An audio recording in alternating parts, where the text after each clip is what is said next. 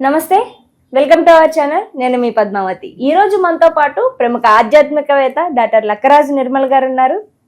నమస్కారం అమ్మా. నమస్తే అమ్మా, సూర్యోదయానికంటే ముందు లేచి స్నానం ఆచరించండి అని పెద్దలు చెప్తారు. అంటే సూర్యోదయానికంటే ముందు అంటే ఏ సమయంలో లేచి మనం స్నానం ఆచరించడం వల్ల మంచి శుభ శకునాలు వస్తాయంటారు? అసలు అమ్మా, విశ్వ నియమాలను అనుసరించి స్నానం చేయాలనే కాన్సెప్టే లేదు నా దాంట్లో.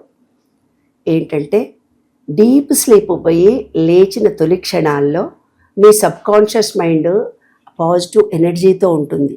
ఆ ఎనర్జీలో నువ్వు ఏం ఫీడ్ చేస్తావు ఆ రోజు, అదే నీ జీవితంగా మారుతుంది. స్నానం చేసి పూజ చేయడం అనేది ఒక కర్మ. ఆ కర్మ అనేది తెల్లవారిన తర్వాత యాక్టివిటీలు స్టార్ట్ అయిన తర్వాత నువ్వు చేసే కర్మలు అవన్నీ. అంటే ఇవన్నీ ఒక రూట్ ప్రకారం మన పెద్దవాళ్ళు అలా ఇచ్చారు. తెల్లవారుదామ లేవాలి, స్నానం చేయాలి, పూజ చేయాలి, యోగా చేయాలి, వాకింగ్ చేయాలి.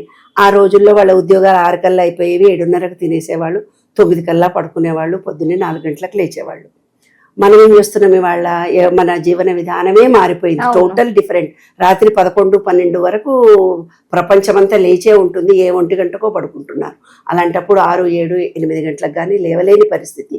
అంటే శారీరకంగా అలసిపోయినప్పుడు మీరు తొందరగా లేవండి అంటే లేస్తారు పాపం, ఏదో కోరికలు ఉంటాయి కాబట్టి తెల్లవారుదామని లేద్దామని ఆ 1 గంటకు పడుకున్నా 3 గంటలకు 4 గంటలకు లేచి గబగబా స్నానం చేసి ఒక ఆమె చెప్తుంది, నేను 4, 3:30కు లేస్తున్నానండి, నాకు చేత కావటం లేదండి, పిల్లలకు వంట చేసి పెట్టేసరికి ఇరిటేట్ అయిపోతున్నానండి, ఎవరో చెప్పారండి నాకు తెల్లవారుదామనే లేవమని. ఎవరు చెప్పాడు? ఇంకమ్మా, నువ్వు మెడిటేషన్ చేసుకో, పడుకో, తెల్లవారినాక లేవు, నీ డ్యూటీలు అన్నీ కంప్లీట్ చేసుకున్నాక స్నానం చేయి. స్నానం చేసిన తర్వాత నువ్వు దేవుడి గదిలోకి వెళ్ళి శుభ్రం చేసుకొని పూజ చేయి. ఎవరు వద్దన్నారు?